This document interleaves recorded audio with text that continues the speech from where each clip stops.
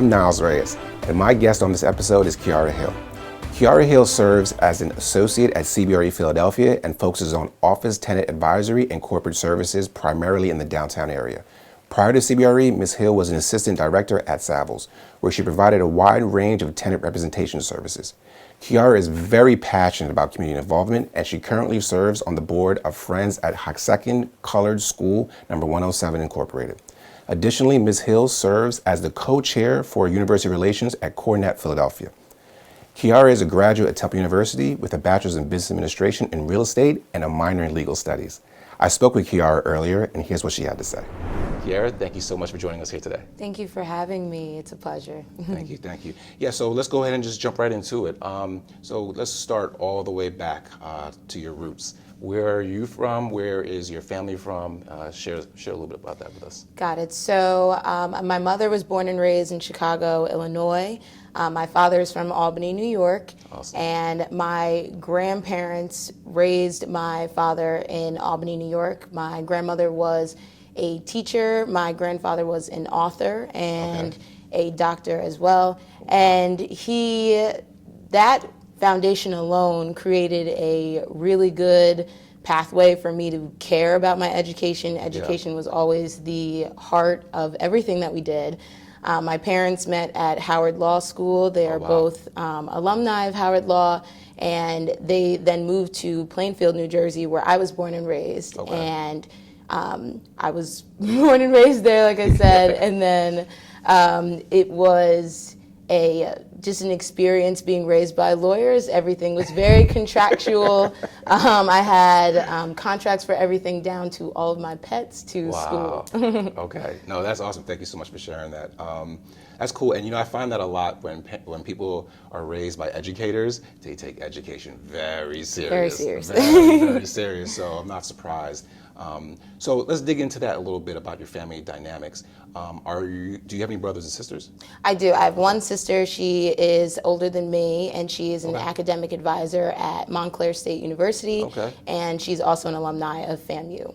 Wow. Okay. Yes. So you got some HBCU love there. Yes. I appreciate that. Yeah. I'm actually, I don't know if you know this, but I graduated from North Carolina A&T. So definitely always, ready to support HBCUs, and always a pleasure to hear people being successful after attending an HBCU. Yes.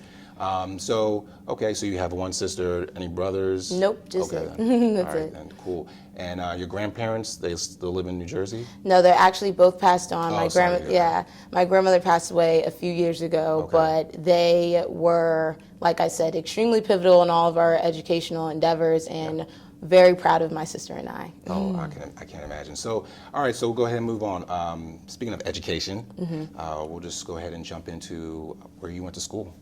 Got it. So I went to Catholic school. I'll rewind. I went to a college preparatory Catholic school in New Jersey growing up, and that foundation also put us on a different track when looking at schools, and I was more analytical in the way that I made my college decision. So when I was looking at schools, I've been in love with real estate since I was a kid, so I knew that's what I wanted to do. Wow. And so I specifically targeted schools with real estate programs that I thought would be close enough to cities that I wanted to work in. And growing up in New Jersey, we were always close to New York, so it was like, I don't really know if I want to do New York real estate. So Philadelphia was the happy medium. I'm only an hour and a half away from home. So that was my plan, and then I toured the school, and I loved it, and I was always straight to the point. So I toured just the business school because I thought I didn't need to see anything else. I was like, I'm just going to tour the business school. And I had a meeting accidentally with admissions, which was just like a one-on-one meeting that I set up, thought I was setting up a tour.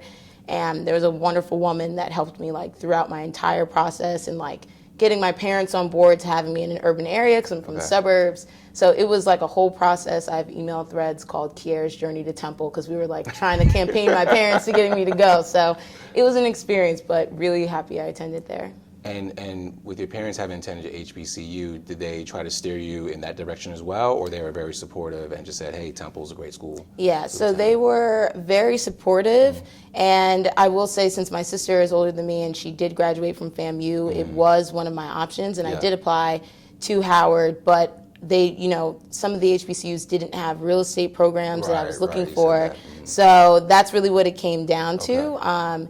But I did look, obviously, and it was encouraged, but I think, unfortunately, maybe for grad school. No, that's fine. I mean, I'm like I said, I went to HBCU, but I love Temple. I mean, Yes. I'm proud Philadelphian, and so my sister went to Temple, and when she was trying to decide what schools she wanted to go to, she was stuck between Rutgers and Temple. Oh, okay. And I said, go to Temple. It's kind of like the same thing. It's right down the street. It's close to home. And plus, I kind of wanted to keep an eye on her, just being a bigger brother. But she ended up going to Rutgers. So I lost out on that battle. And then she kind of missed home. And she wanted to be closer to family and friends. And she did like Temple's business school. Yes. What is their business school called, by the way? Fox School of Business. Right, exactly. Yes. She really was compelled to attend that school, and then she transferred into Temple and graduated a degree in finance, and then got a job at Deloitte. So Got it. I'm a big supporter of TU. Yes. And speaking of TU, they got some big news. If you want to go ahead and share what the news is. Yeah, so we have a new president-elect who is an African-American man. He was born and raised in Philadelphia. And I think that is going to be extremely exciting for the surrounding community to feel support and to feel seen by Temple and bridge the gap between Temple and the surrounding North Philadelphia community. So I think that'll be extremely important for the community and also for the students to see leadership who looks like them and looks like the community. Yeah, definitely. And for those that don't know, Temple is located in North Philadelphia. Yes. And you're right, there's been a lot of tensions between the community and the school because there's been so much development in the area, and to the point where you don't even recognize some of the neighborhoods anymore. And that's something that people wouldn't have thought was going to happen 20, 30 years ago. Well, it's happening now at a very accelerated rate. Yes. So there's a lot of tensions. And if the school wants to be located in the middle of an urban setting, they need to have great relationships with the community. Yes. And to my point, for instance, football fields, right? So Temple wanted to, or had plans to build a football stadium in the middle of North Philadelphia. Like, how is that going to happen? There's not any other sites in the city that you can have your own stadium. And that's something that I have to figure out. But outside of that stadium, there's also these dorms going up, and a lot of investors are coming in and buying out these properties. And it's really doing a disservice to people in the community that they're not connecting with, and it's also affecting Black wealth and widening the gap. Because a lot of those homeowners are African American. So anyway, just to stay on track with this interview. The president's name is Dr. Jason Wingard, and so I'm really looking forward to see what he does in the future. And first Black president in 137 years, so that's amazing. So going on with Temple University, so you got into their business school, you started studying real estate. Did you minor anything else? Yes, I was a real estate major, legal studies minor, 4 real estate majors, which had an emphasis on contract law. So, which, as you know, is extremely important, and I didn't want to go to law school, but I still understood that I was going to have to read a lot of contracts and leases in our field. And so I thought that it would be useful, and it has been. That's amazing. Like, I wish I had that insight when I was your age, because I'm trying to read those leases now, and get with my job, get comfortable and familiar with the loan applications and the negotiation when we're financing properties, and it's a lot if you don't have that familiarity. So for anybody that's wanting to get into the industry, yes, taking legal classes is very important, as well as the financial classes, as well as marketing, but you also want to take a class or two in legal studies as well, especially contract law, to your point. So, okay, so that's great. Were you involved at Temple in extracurricular activities? So I was in a few programs. So we have a Temple real estate organization that I was a part of. And then I also, like I said, I have a foundation of family who comes from education. So I've always had a knack to give back to nonprofits. So I was in programs such as Gear Up, which basically went into the underserved communities in the different high schools in Philadelphia, and we sat at tables, we talked to students about the college admissions process and the importance of going to school or not going to college and thinking about what trade school looks like for them. And then some of my other members that volunteered with me would sit in the classrooms, like the ESL classrooms, and help out the students with their English and just learning the foundational things that you need for school. So I did a lot of that. But most of the time in school, I was interning and or working in any type of real estate position I could find. So that's where most of my time was spent while in school. Right, and so, this is one of the reasons why I really wanted to have you in this interview, because not many people have that type of foresight to start off in real estate so early and are having to pick it up so much later in their life. For instance, I'll use me as an example.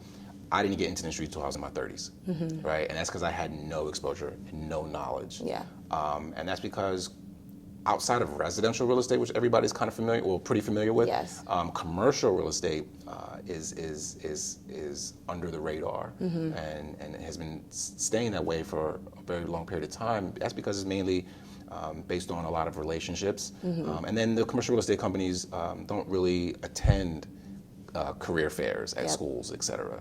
That's not what they do. So I got into the industry later, but one reason I wanted to have you on is so that people can see, I can major in this. I can, by the way, let me add a contract law class to my curriculum, et cetera. Let me do internships at commercial real estate companies. So this is the type of exposure we're providing for those individuals that prior to this, for the past 100 years, hasn't happened. So we're instantly adding value already. So I really appreciate you sharing your story. And so tell me about some of the internships that you did get involved in or did participate in. Got it. So like I said, I've loved real estate since I was a kid, and that interest originally peaked from residential, like you said, because it's the easiest thing that you can see with your own eyes. So my family home was on the market in 2008, right before the market crash. And my mother and I would go to open houses every weekend.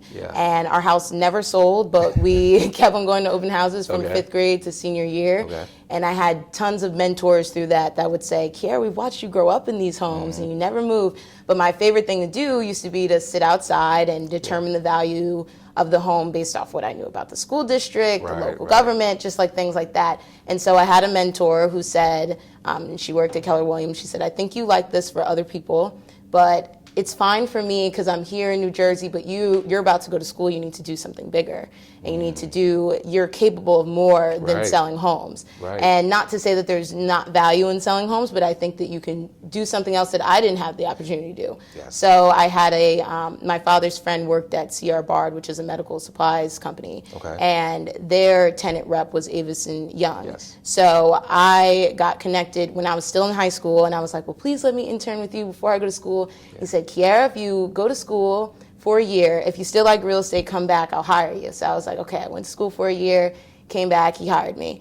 And I was originally a marketing major because I was like, I think I just want to make presentations. It's a more steady job. I went to Avison Young, did marketing, and I was like, I don't think I want to do this. It wasn't for me. And so I moved on, and then the next summer I was at Cushman & Wakefield doing landlord representation. And that was one of the first summers that they started hiring students that didn't go to Ivy Leagues. And so it was very different. I believe there was only 3 to 5 black people in our office in that program in New York, and there was 40 interns. And I interned with a woman, her name was Tara Stakem, and she was extremely adamant about having women in the program and having her own interns. So my other co-intern was a rising freshman in college, and we worked with Tara, and watching her work and watching a woman that powerful have command over a room like that was a amazing experience, and we got to stay longer hours than the other interns and do different tours and things like that. So it was a great experience. Then after that, I thought I wanted to do valuation. Like I said, my original love came from assessing value, and then I had a position lined up in Cushman & Wakefield's East Rutherford office that had fell through for that next summer. Stumbled upon Savills, and I didn't know much about tenant rep other than the fact that it was the opposing side of what I was doing at Cushman & Wakefield.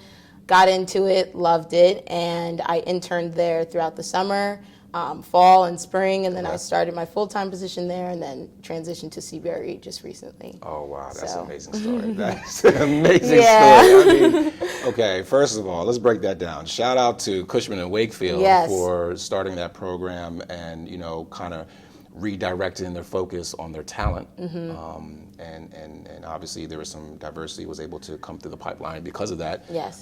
Shout out to Tara, right, for, being very intentional about supporting young women in their efforts of getting in an industry and getting their first start as an intern, especially women of color. Yes. And then Savills, you said? Yes. I mean, thanks to them, when I met you, you were working for them, or at least interning with them periodically while you're in school too, right? Yes, I was there around 20 to 25 hours a week my senior year. So the running joke was, does Kieara even go to class? Because she's here every day. Right. No, that's amazing. And you're obviously in a position of influence now. So, you can lead that effort and support other women of color, women in general, minorities in general, et cetera. So it takes that type of structured program and intention to help bring people like yourself through the pipeline. Like, that's how you get the diversity. You have to kind of lay off, the kids who kind of have had that network and that pipeline for generations, and kind of redirect into people that may not have had that and come from public schools, but they're just as good, if not sometimes better. Yep. And if not better, I could definitely assure you they're hungrier. Yep. Right. So, and that's you're a product of that, obviously. Yep. Right. It's a different work ethic. Yeah, it's a different work ethic, right? So that sounds great. All right, so let's switch gears a little bit, and okay, so since we're on recruiting, we'll stay there, and let's talk about how you and I met. Yes. All right, then. So tell everybody how we met. So Niles and I met at a CBRE Black History Month event back in 2019 now. And I, like I said, was at Savills at the time, and I heard about the event, and I was like, oh, this is really cool. You think I can go downstairs? And, at the time we had a client that was also going to be at the event, and I was like, oh, do you see if you can get me on the invite list? And so I went to the event, and as you know, I was just there to network and poke around, and Niles the next day had actually reached out to me and said, hey, I saw you at the event. Do you want to talk more? And I was like, I already have a position. And at the time, that was what I was sticking with. Yeah. And, but that event alone, just seeing all the other Black faces in the room, the other Black professionals in real estate, the other students that, to my knowledge, at Temple, I had friends, but I was one of the only Black girls there, so I, don't get to see other Black students interested in real estate that often.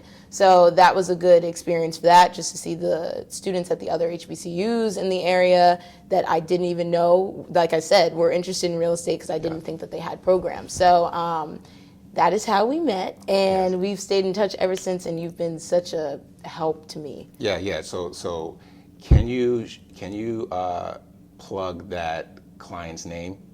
Can you share that client's name? That you reached out to, the lady that you reached out to said, hey, can you get me on this list?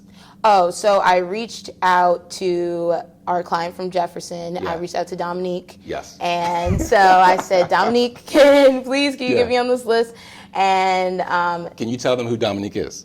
Dominique is the vice president of real estate at Jefferson, and she handles their real estate portfolio. Yes. And at the time, she was just transitioning to that role from the city. So I had known her from the city, from a Temple real estate symposium. Okay. And so I was like, oh, I already know Dominique. Can you just email her and ask if I can get on the list? Because the registrations were closed. And I was like, but it's just downstairs. So she got me on the list, and I was able to attend. Yeah, exactly. And I wanted you to share that because I want people to understand that. Well, first let me back up. So Dominique hit me up via text. And she said, hey, because we had already closed out or we were about to close out the registration list. And she hit me up directly and said, "Hey, can we get Kieara on the list? I have a student, and I never met you." Yeah. And obviously Dominique was one of my guest speakers or my panelist speakers. So I said, sure, of course, the more the merrier in this case. And so we added you to the list. And what I want the audience to understand is you have to have that network and that connection. Yeah. Like, diversity recruiting just doesn't happen because you have these feelings and you are now woke and you watch a couple YouTube videos and it's okay, now I want to hunt down these individuals and this talent. No, you have to be plugged into the diverse talent pool already or diverse professionals already because they have the connection to somebody like you, which obviously I didn't have at the time, although we were in the same city and just a couple miles away from each other. Same building. Same building, right, yeah. So Savills is in the same building as CBRE. Yeah. I don't think I've ever seen you going into that building. So no, I definitely put you on the list. That was easy. And you came to the event and we had a great time. So another thing I want to add on to that is you mentioned you already had a role. You were already interning at your former employer. Yep. And so here's another thing when it comes to recruiting and any kind of talent, not just diversity, any kind of talent, the follow-up, right? So I followed up with you, right? Got your resume, followed up with you, and we had lunch. Yep. I took you out to lunch, took you to the office. It was easy because we shared the same building, but if you were across the city, I would have met you somewhere across the city, right? So I recognized instantly your enthusiasm at the event, your networking with everybody, as well as after seeing your resume and saw that you had some internship experience, as well as you're a Temple alum or a Temple alum, I had to at least meet you. And I already saw you had the role or had the job. And that's fine. I always tell people that contacted me, some executives contacted me about the recruiting efforts, I say, it just doesn't happen in just a flash. You see a resume, okay, I want to hire, and boom, it happens. Sometimes you have to treat it like a deal. So you start the deal process in, the fall, and then it may not come to fruition until the following fall, or maybe 2 years down the line. And I knew that you had a job, you were loyal to them, they gave you an opportunity, a chance, an internship, et cetera, and you were doing great there. Yep. But you're not gonna be there forever, right? So, and I already had momentum behind me. Yeah. So I wanted to recruit you, and we had lunch, we chatted, we talked, we kept in contact. And then in keeping contact, I passed your information off to one of our star female brokers at CBRE Philadelphia. Yep. And then you guys started a conversation. Yep. And we had a whole nother, so at the time I was involved in a family's business, and that revolved around data analytics. And Rhea, obviously, she had a talk show on the side revolving around data analytics and coding and things. So I had connected her with my cousin, and she actually had my cousin on her show as well, talking about that. And then we stayed in contact because, like I said, we had other things in common. Right. And obviously the pandemic hit and everything started shifting, and all those resources started to come back. And then it was like, oh, wait a minute, I think I might know people and things like that. So she has been and still is extremely helpful to me in my growth at CBRE especially. Yeah, exactly. And that was just following the event, following my follow-up with you, meeting you for lunch and chatting, and just asking what your interests and aspirations are for future opportunities, because I saw you're a great, potential candidate. And then obviously following you up and connecting you with one of our top female brokers, and you guys hit it off instantly. Yep. And you were still working for your other employer, and then later on, things kind of fell in line and the opportunity came available, and you jumped on it. And so I guess what I want the audience to understand is that, like I mentioned before, it takes a lot there has to be a lot of kinetic energy to get top talent. Yep. You just can't have these intentions to recruit top diverse talent and put very little energy and effort into it, no follow-up into it, no events, no recruiting, no showing up at schools.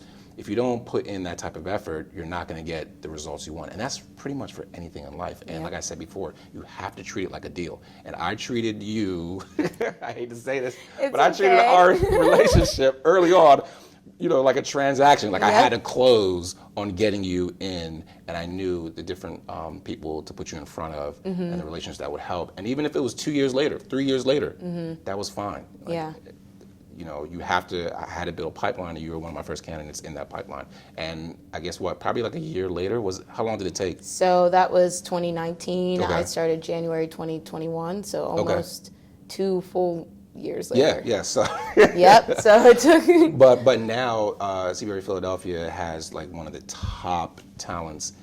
Let's forget color, just talents Thank in you. the city from Temple U. I mean, you can't have a better candidate or broker like yourself, right? Thank Just you. starting out. Hey, thank you so much for tuning in. We have a brief announcement giving you, the viewers, an opportunity to support this program. If you've enjoyed this type of content, which highlights the achievements of a diverse set of professionals, you can support by clicking on one of the payment app links in the description below. I'm a black man with a plan who teamed up with another skilled brother and his wife, and we've decided that there's not enough stories being shared of successful and progressive diverse individuals.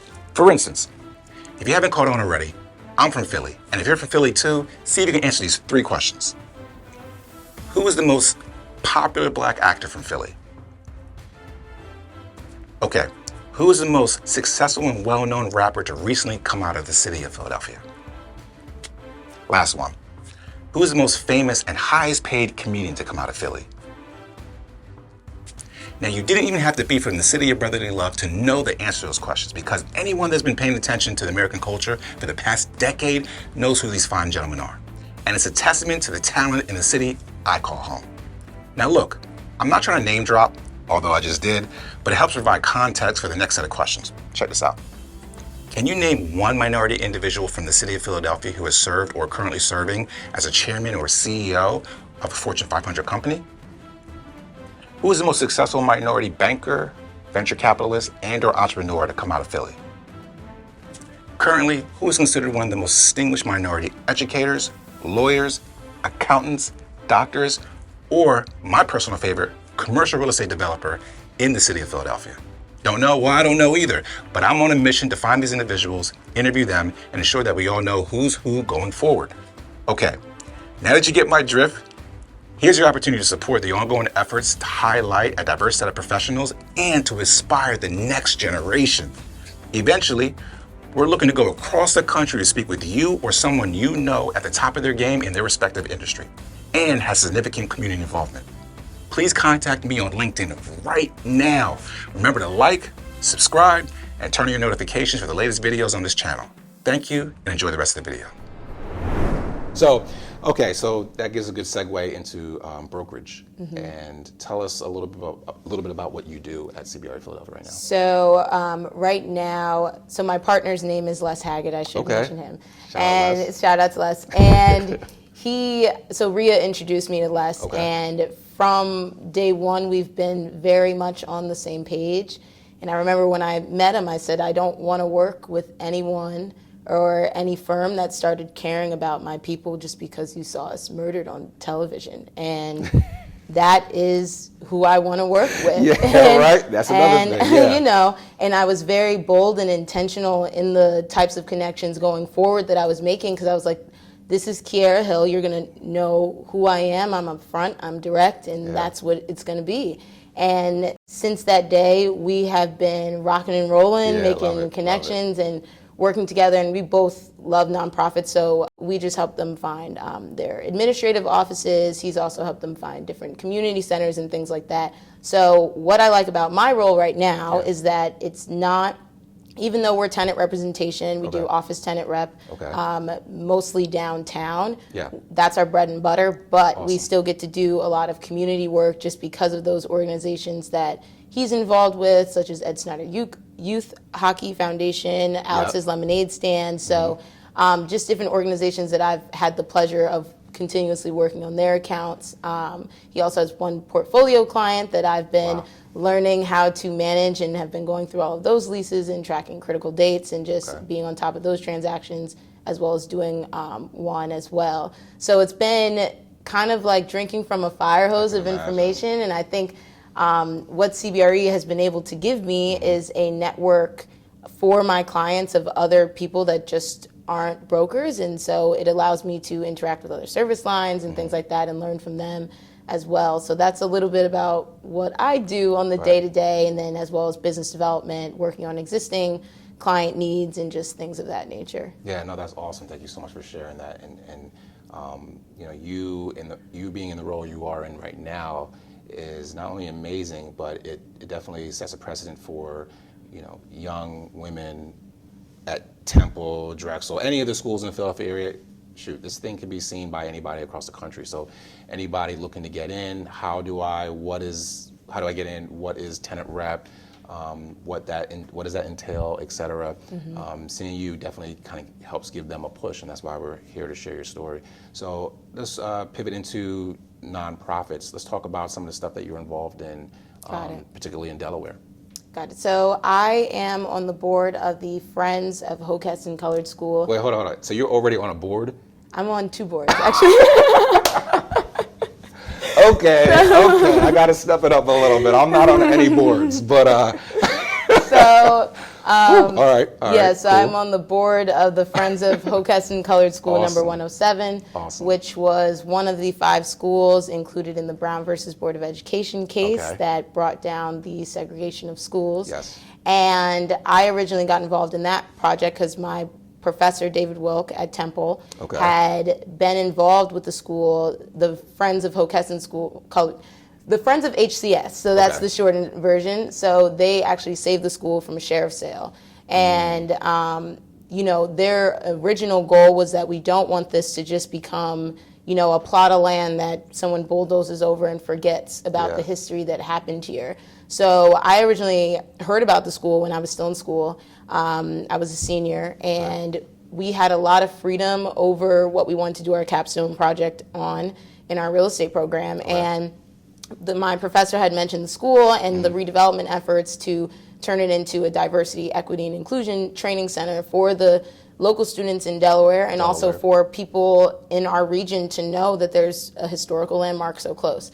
And so how I took that project was, I was like, well, can I do it on the school? And I talked about the different redevelopment efforts that we could do, the history of the education system in this country and how it has been lacking in terms of students of color, and the importance of a center like this and what can be taught there using what was done there. And so because of all that efforts, I made our original beta website that we were working off of all summer. And so when I graduated, he was like, okay, well, you made the website, and do you still want to be involved? Because like you're so passionate about it. And I was like, of course. So all summer I was like updating the website, and then until we got our funding off the ground and things like that. And we now have a new website as of like last month or so, and it's beautiful. But that was kind of my role. And then they invited me to be a part of their board just because of all the work I had been helping them on. And just on May 17th, which is now Brown versus Board of Education Day in Delaware, in the state of Delaware, there was an event at the school, and there was local Delaware government that came down. Les was there, my mother was there, and my mother was actually a part of the first busing programs of desegregating the schools. So that was just a historical event in and of itself to see some of the students from the school there. And so we are planning to renovate the school. We're in works of doing that now, hopefully to get it open so that the students that used to walk through those doors can also see it again in a different light than what they're used to. Right. Oh, that's amazing. Yeah. That's awesome. That's awesome. And you're on another board as well? Yeah, so I'm Talk about that. So I'm also on the board of CoreNet, which I'm sure you're familiar with. CoreNet, the global real estate nonprofit. And so I serve as co-chair of university relations, which basically I act as the liaison between CoreNet and the local universities. And we're actually running a mentor program now that I help start with help from young leaders. And it's about 20 or so of us that we went through a process with students from St. Joe's, Temple University, and Penn State, and assigned them to a mentor that was a young leader in CoreNet. And we have been, my mentor's name is Sophia, and she's currently a student at Temple. And I've been taking her places with me when I can, to tours and open houses and stuff like that happen over the summer. And we're also going to plan events for them in hopes to do a larger mentor program next year, in which we will include HBCUs and try to form new relationships with schools that we hadn't had before. So Wow, it's been a pleasure. Yeah, no, that's something that, CoreNet really needs. A lot of different organizations need. I know ULI, I think they just bought out REAP, or they purchased REAP or acquired REAP. Another diversity in commercial real estate program. And so, yeah, CoreNet and other organizations definitely need a liaison, somebody that understands the culture, somebody that has the background like yourself, and somebody that's just an overachiever and is just going to get it done. It has a bright, burgeoning career future in the industry. So I'm glad they have you a part of that. Yeah. They're lucky to have you. Yes. For sure. And So. I've Okay, left what out else? one What thing. else? What else? It's just one last thing. So, Okay. obviously, in efforts of diversity, I'm sure you've heard of the African American Real Estate Professionals. Yeah, yeah. And we don't have a chapter existingly in don't. Philadelphia. No, we don't. And so there is a formation committee that was forming, and I was also invited to be a part of that. So. Awesome. Also been helping them and trying Yeah. to create synergies between CoreNet and AREP and CBRE and AREP. So Right. I'm also involved in that. So That's awesome. I'm sure you'll be hearing about that soon. No, thank you so much for all that background. So let's shift gears a little bit. Let's go into diversity in the industry. Have you ever experienced any tensions? Have you experienced any issues in interviews with just a lack of awareness or an overcompensation to recruit diversity, talent, et cetera? Any awkwardness in any of your experiences? So if I said no, I'd be lying. And I think that for me, fortunately, since my interest in real estate is a lot different than what other people are accustomed to, that has given me a good ground to kind of buffer out some of those previously thought things about what people assume a young black girl would look like or talk like. Right.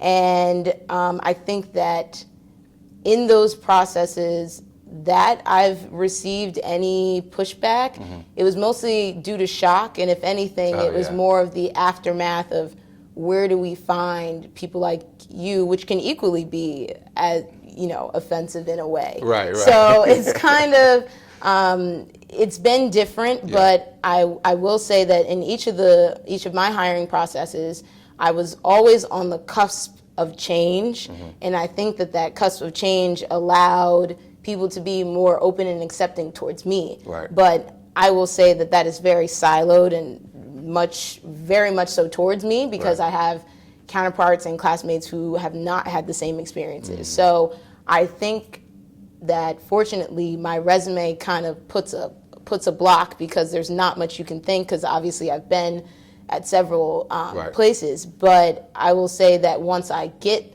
in these positions or previous positions, there will always be thoughts of, is she only here because she's a diversity hire? Is she only here because she's a black girl? Who does she know? How did you get here? So I will say that I have received a little bit of kind of like the how did she get here, not definitely. How did, less of the steps to get there, more so the aftermath of actually being in the space. Right, definitely. So that's what I would say. And just by, hearing your story, I'm sure people can understand that you are top talent, cut out the diversity, just top talent, period. Thank you. And so, unfortunately, no matter how you present, as though we always try to present very well, right? Because there's stigmas behind that as well.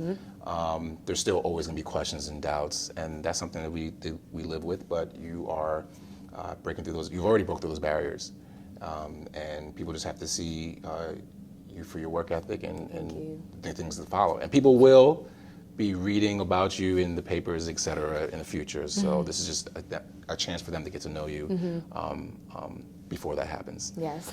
So anyway, so we'll go ahead and just try to go through a quick rapid fire of questions to kind of round out or end the conversation or interview. So tell me, what books are you reading? What hobbies did you pick up during quarantine? And who are your most influential people in your life? Okay, so I'll start backwards as most influential people in my life.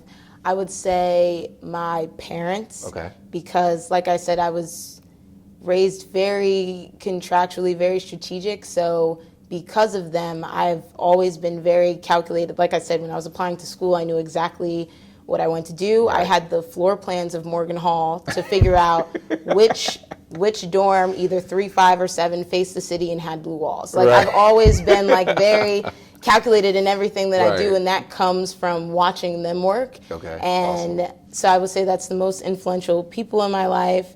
Hobbies that I picked up during quarantine, I will say that I've been doing a lot of cleaning. I do more cleaning now.